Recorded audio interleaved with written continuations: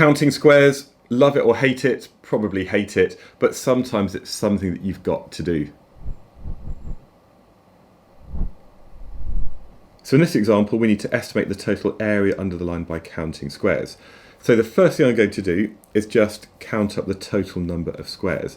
So what I'm going to do is first of all put a dot in each of the full squares that I can see. And when I count these up, that's 1, 2, 3, that's approximately 38 full squares. And now what I'm going to start doing is putting a dot, effectively when I look at maybe the area of 2 squares, that's approximately equal to 1 full square. So we can see that there's, that's like kind of 2/3 and that's about 1/3. So I'm going to put another dot to represent those two.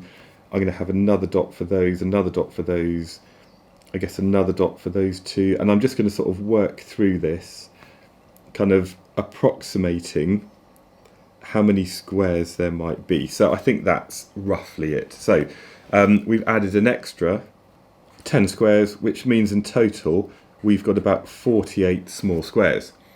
However, the area isn't just equal to the number of squares, because each of these squares actually represents something.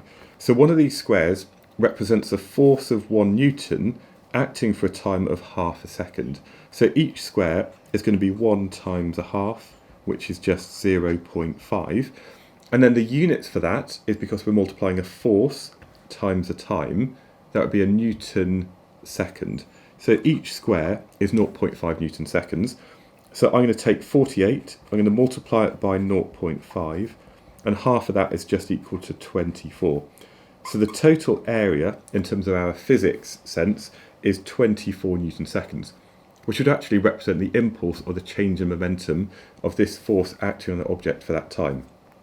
So here, I've estimated the area is 24 by counting squares. By the way, this is just one of many videos I've made covering all of the maths that you need to understand for A-level physics. It's part of a mini course which includes many more topic videos, multiple worked examples, and also a guide that you can download. You can find all of this over at alevelphysicsonline.com.